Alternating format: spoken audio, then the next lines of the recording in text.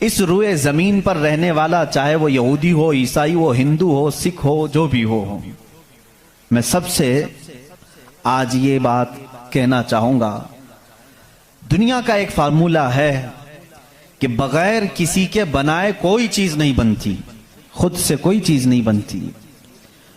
तो यकीनन हमें भी किसी ने बनाया ही तो है। हम छोटी सी छोटी चीज को देखते हैं, उनको कोई बनाता है, खुद से कोई चीज नहीं बनती।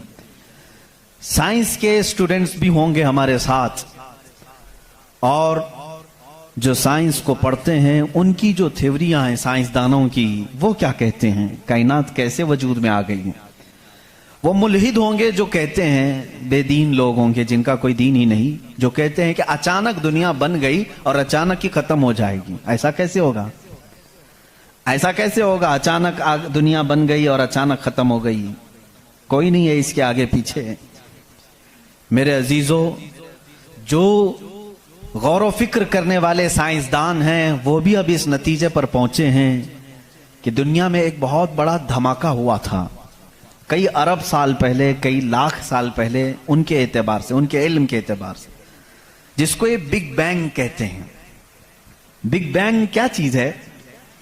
जो साइंसदान ये कहते हैं कि कई सालों तक इस रुए जमीन पर सिर्फ समंदर था, और समंदर में भी जो गैस होती थी वो सब हाइड्रोजन, और सिर्फ 99% हाइड्रोजन और 1% सिर्फ ऑक्सीजन का यहां पर वजूद था, जिसकी वजह से कोई दूसरा जिंदा रह नहीं सकता था।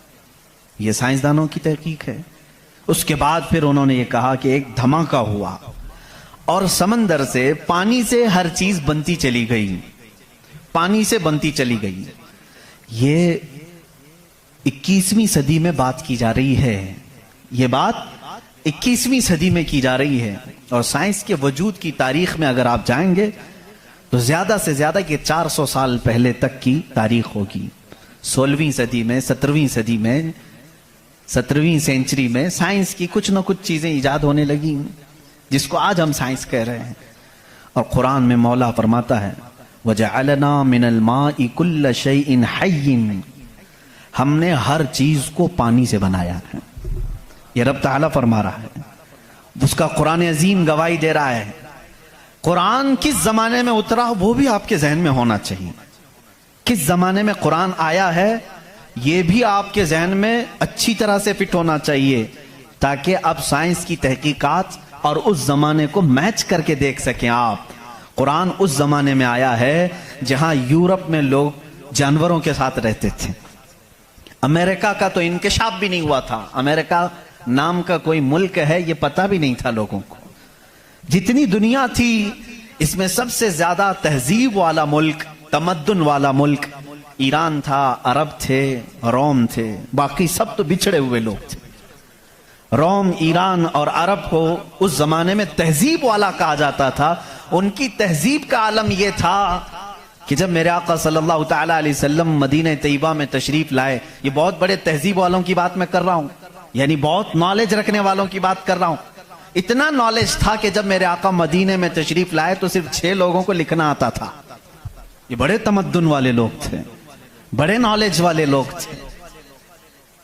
उस जमाने का इल्म यहां तक पहुंचा हुआ था। मेरे अजीजों, बाकी यूरोप वगैरह का हाल तो बहुत ही बदतर था। यहां तक कि आबादी कैसे बनाई जाए ये सलीका इस्लाम ने बताया है। रोड तक बनाने के तरीके, रास्ते कैसे बनते हैं, ये भी कोई इल्म नहीं था पहले। लोग सितारे देखते थे और चलते जाते थे। या आज जो रोड बने हुए हैं इसकी इजाद ही सैयदना उमर फारूक ने की है रदी अल्लाह ताला, कि आम एक रास्ता होना चाहिए, हाईवे होना चाहिए, उसको पक्का बनाना चाहिए कि लोग इसी से गुजरे। आज आपको रास्ते इतने बने हुए हैं इसलिए कोई तारा नहीं देखता, सिर्फ सामने देखते हैं। अब तारे देखेंगे तो फिर बड़ा मसला हो जाएगा। उस जमाने में तारे देख करके चलते थे। अजीजा ने गिरामी, यूरोप का हाल उस जमाने में यह था कि नॉलेज नाम की कोई चीज नहीं थी। वो लोग अंधविश्वास, जैसे आज भी हमारे यहां कुछ लोगों में मौजूद है, अंधा यकीन, इन चीजों पर बहुत अमल करते थे। जैसे अपशगुन हो जाना, ये तमाम मामलात में बहुत वो आगे थे। हत्ता कि बीमारियों को भी वो बीमारी नहीं समझते थे। जैसे आज यूरोप जादू टोने पर यकीन नहीं रखता, हर चीज को बीमारी कहता है। उस जमाने में हर बीमारी को वो जादू समझते थे, शैतान समझते थे। बीमारी का उनको इदराक भी नहीं था। इस्लाम में जो फुकहा पैदा हुए, जो अतिब्बा पैदा हुए, जो साइंसदान पैदा हुए, उन्होंने बीमारी के मुतालिक बहुत सारे तहकीकात पेश किए। सिर्फ ये बात मैं अर्ज करना चाहूंगा कि कुरान उस जमाने में नाजिल हुआ है जब इल्म का वजूद ज्यादा नहीं था लोगों के पास, इतना कि कोई इक्का दुक्का लिखना जानता था। और किस पर नाजिल हुआ यह भी आपके जहन में होना चाहिए। दो चीजें दिमाग में रखें, उसके बाद फिर मैं कुरान की आयतें पढ़ता हूं। एक, माहौल ऐसा है, साइंस का वजूद नहीं, इल्म का वजूद नहीं, इल्म नाम की चीज ही नहीं थी लोगों के पास। और जिस पर नाजिल हुआ वो ऐसा रसूल है जो किसी का शागिर्द भी नहीं, कोई उस्ताद नहीं, मुहम्मदुर रसूलुल्लाह सल्लल्लाहु तआला अलैहि वसल्लम। उन पर कुरान नाजिल हुआ, ऐसे माहौल में नाजिल हुआ जब कोई इल्म जानने वाला नहीं था। और जिस पर नाजिल हुआ वो किसी यूनिवर्सिटी से पढ़ा, किसी कॉलेज से पढ़ा, किसी मदरसे से पढ़ा हुआ रसूल नहीं। उस रसूल का मुअल्लिम और उस्ताद सिर्फ खालिक कायनात है।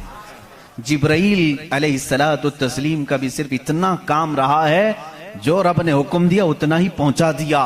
बल्कि बहुत सारी कुरान की बातें ऐसी हैं जो जिब्राइल पहुंचा तो गए लेकिन उसका इल्म उन्हें भी नहीं दिया गया, उन्हें भी नहीं दिया गया। अब ये दो बातें किसी को भी चैलेंज करके बता देना, तारीख की सच्चाइयां इस बात का इनकार नहीं कर सकती। अपने तो अपने, गैरों ने भी हुजूर की तारीख लिखी है और सबों ने इकरार किया है कि मोहम्मद सल्लल्लाहु अलैहि वसल्लम एक ऐसे प्रॉफिट हैं जो पूरी जिंदगी भर किसी उस्ताद के पास गए नहीं, किसी उस्ताद के पास गए नहीं।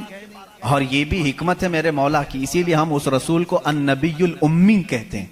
उम्मी का मतलब कुछ बेवकूफ लोग आज के जमाने के जो बदअकीदा हैं वो अनपढ़ करते हैं। रसूल अनपढ़ थे, माअज़ल्लाह।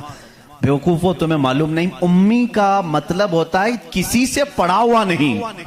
अनपढ़ में और किसी से ना पढ़ा हुआ होने में बहुत बड़ा फर्क है। ये दो बातें जहन में रखो। कुरान किस माहौल में नाजिल हुआ और जिस पर नाजिल हुआ वो किसी का शागिर्द नहीं। अब इसकी बातें जब हम बयान करते हैं, साइंसदानों की आंखें फटी की फटी रह जाती हैं। वो कुरान बयान कर रहा है, इन्न फी खल्क़िस समावाति वल अर्दि लआयाति लिउलिल अलबाब, बेशक ये जमीन की पैदाइश में, आसमानों की पैदाइश में बड़ी मेरी निशानियां हैं। अल्लाह फरमा रहा है, रात को हम जाइल करते हैं, उसी से दिन निकालते हैं। कुरान ये कह रहा है, वजअलना मिनस समाई, आसमान से अल्लाह तबारक व तआला ने, वजअलना समा सक़फ़न महफूज़ा, कुरान कहता है हमने आसमान को एक महफूज छत बनाया है। कुरान ये कह रहा है आसमान और जमीन मिले हुए थे, हमने दोनों को फाड़ करके अलग कर दिया और दोनों के मुंह खोल दिया। ये कुरान उस जमाने में कह रहा है। इल्म फलकियात जिसको एस्ट्रोनॉमी कहते हैं, इल्म अर्दियात जिसको जियो फिजिक कहा जाता है, जमीन के मामलात, आसमान के मामलात जानने वाला उस जमाने में कोई नहीं। उस वक्त कुरान कह रहा है आसमान और जमीन मिले हुए थे, हम दोनों को फाड़ दिए, हमने उन दोनों को फाड़ दिया और दोनों के मुंह को खोल दिया। अब का साइंस कहता है जमीन व आसमान को देखने के बाद ऐसा लगता है कि ये गैलेक्सी में मिला हुआ एक सैयारा था और ये फिर जमाने के बदलते बदलते आसमान अलग हो गया, जमीन अलग हो गई। अब का साइंस ये कहता है। और फिर ये बंद नहीं है, जैसे हमारी छत बंद है, ऊपर से पानी डालो तो नीचे कुछ नहीं आएगा, नीचे के फर्शी भी बंद है, नीचे जमीन से कोई चीज यहां मस्जिद में नहीं निकलेगी। साइंस अब ये कह रहा है आसमान में जगह जगह सुराख हैं, मुंह खुला हुआ है, जमीन में भी जगह जगह सुराख हैं, दिखने वाले नहीं, ये खुला हुआ है।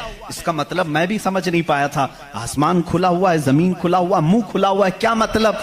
कहा कि अल्लाह ताला जब चाहे आसमानों पर पानी डाले तो अपना मुंह खोलता है, बारिश बरसती है, और जमीन का मुंह खुला है। इसका मतलब यह है तुम जहां पर भी, जितनी गहराई में भी जमीन के बीज डालो, इसका मुंह खुला है, वो सीना फाड़ कर बाहर आता है। अगर जमीन बंद होती तो कोई चीज जमीन से बाहर नहीं निकलती। जमीन से कोई चीज बाहर निकलती है, इसका मतलब है कि इनके मुंह खुले हुए हैं। साइंस ने अब भी कहा कि आसमान का मुंह खुला हुआ है, जमीन का मुंह खुला हुआ है। कुरान किस माहौल में नाजिल हुआ है? जब साइंस का वजूद नहीं। हाँ, अगर तुम ये कहते शायद मोहम्मद सल्लल्लाहु तआला अलैहि वसल्लम बहुत बड़े किसी साइंसदान के शागिर्द होंगे, तो तुम्हारे तारीख लिखने वाले ही तुम्हारे चेहरे पर जन्नाटेदार थप्पड़ मारेंगे, इसलिए कि वो रसूल अपनी 63 साल जिंदगी में कभी किसी के शागिर्द नहीं हुए, हत्ता के सैयदुल मलाइका के भी वो शागिर्द नहीं हुए। कुरान यही कह रहा है, जमीन की पैदाइश में, आसमान की पैदाइश में मेरी निशानियां हैं। अजीजा ने गिरामी, अब मैं वो निशानियां गिनाऊं, बहुत तवील वक्त दरकार है। कभी आपने महसूस किया कि आसमान अल्लाह की निशानी है? अल्लाह की निशानी है। देखिए, यहां सबसे बड़ी बात, कुरान में कई जगहों पर यह बात आई है, अफला तदब्बरून, अफला यतदब्बरून, अफला ताकिलून, अफला ततफक्करून। इसका मतलब होता है, क्यों तुम गौर फिक्र नहीं करते, क्यों तुम सोचते नहीं, क्यों तुम तहकीक नहीं करते, रिसर्च नहीं करते? रब ताला बार बार ये फरमा रहा है। ये किसके लिए है? मैं उन लोगों के लिए कहता हूं जो एक खुदा को छोड़कर करोड़ों के सामने झुक रहे हैं। मैं उनसे कहता हूं, तुम सोचते क्यों नहीं? कौन है तुम्हें पैदा किया है? कौन है जो तुम्हें बनाया है? कुरान दावत दे रहा है उनको सोचने की। मेरा यकीन ये कहता है, जो भी इंसान इस कायनात में है, अल्लाह ने उसे इतनी अक्ल जरूर अता की है कि अगर वो सोचने पर आ जाए तो अपने रब तक जरूर पहुंचेगा। अगर वो गौर फिक्र करने पर आ जाए तो झूठे खुदाओं को छोड़ देगा। एक सहाबी हैं, हुजूर सल्लल्लाहु तआला अलैहि वसल्लम पर ईमान लाने के बाद वो कहते हैं, हुजूर अय्याम जिहालत में हमारे से 2 ऐसे मामलात हुए, एक वाकया याद करता हूं तो रोना आता है और एक वाकया याद करता हूं तो हंसी आती है। जिहालत में हम कुछ ऐसे काम करते थे इस्लाम लाने से पहले कि कुछ एक वाकया ऐसा है कि हम रो पड़ते हैं याद आती है तो, और एक वाकया ऐसा है कि वो याद आती है तो हंस पड़ते हैं। हुजूर ने पूछा, वो दोनों क्या है? उन्होंने कहा, जिहालत में जब हमारे घर बेटी पैदा होती तो हम उसका गला मरोड़ कर दफन कर देते थे। हमने अपने हाथों से कई बच्चियों को दफन किया, वो जब भी याद आता है तो रो पड़ते हैं, रोना आता है। हंसी किस बात पर आती है? वो कहते हैं, हम जब सफर पर निकलते थे तो हमारे जो खुदा होते थे उनको आटे का बना लेते थे हम, वैसे तो मिट्टी का बनाते हैं और फिर पानी में डुबोते हैं। उनकी जुर्रियत आज भी मौजूद है। अरब वालों में अगर मैं बयान करूं कि हाथों से खुदा बनाए जाते हैं तो उन्हें यकीन नहीं आता। हिंदुस्तान वालों को बहुत जल्दी यकीन आएगा। तो वो सहाबी कहते हैं, हम आटे के बनाते थे। उनके जो खुदा होते थे वो आटे के बनाते थे, क्योंकि मिट्टी का, पत्थर का उठाकर लेकर जाने में बोझल होता था, वजन होता था। इतने बड़े खुदा को कहां लेकर के घूमते रहे। वो साहबी कहते हैं, हम आटे का बनाकर ले जाते। फिर हंसी किस बात पर आती है? कहते हैं, अगर सफर में ज्यादा भूख लगती, कभी उसका हाथ तोड़ के खा लेते थे, कभी उसका पेट काट के खा लेते थे, क्योंकि आटे ही का था। आज भी लोग करते हैं, शक्कर का बनाते हैं। बहरहाल, तो वो सहाबी कहते हैं, मुझे अय्याम जहालत की ये बातें याद आती हैं तो मैं हंस पड़ता हूं। खैर, मैं और तफसील में नहीं जाऊंगा। अजीजा ने गिरामी, गौर फिक्र करने की जिसके अंदर आदत होगी, वो अंधविश्वास, सिर्फ फैले हुए बेयकीनी पर ईमान नहीं लाएगा। आज भी बहुत सारे ऐसे न्यूट्रल किस्म के लोग हैं जो मुसलमान नहीं हैं, मैं जानता हूं उनको। वो खुद आइडल वर्शिपर्स नहीं हैं, वो खुद इस बात का इनकार करते हैं कि अपने हाथों से बनाई हुई चीज की इबादत कैसे की जाए। हम उस पावर को मानते हैं जो हमारी आंखों में नहीं आता मगर हम सबको देख रहा है। ऐसे लोग भी हैं। हाँ, अगर कोई इस तरह का मुआहिद है, वो अल्लाह की वहदानियत को तस्लीम करता है, तो उसके हिदायत की भी उम्मीद है। मैं ये कह रहा था, आसमानों और जमीनों में अल्लाह ने फरमाया मेरी निशानियां हैं। गौर फिक्र करना चाहिए, निशानी कैसे? पूरी दुनिया के बहुत तरक्की याफ्ता साइंस से मेरा ये चैलेंज है, मेरी ये बात का ये चैलेंज है। बहुत तुमने तरक्की की, लेकिन एक ऐसी छत बना करके दिखाओ जिसका कोई पिलर ना हो।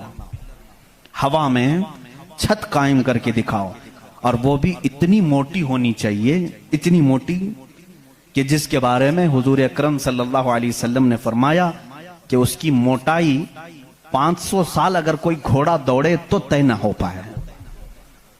वो आसमान की मोटाई, मैं उतनी मोटाई की बात नहीं करता हूं, 1 किलोमीटर चौड़ी ही कोई बना करके दिखा दें। साइंस हमारा बहुत तरक्की कर चुका है, नहीं बना सकोगे। लेकिन कायनात की इस पूरी जमीन पर अल्लाह रब्बुल इज्जत ने एक छत हमारे सरों पर रखी है, और सबको मालूम है वो छत कैसी है, बगैर पिल्लर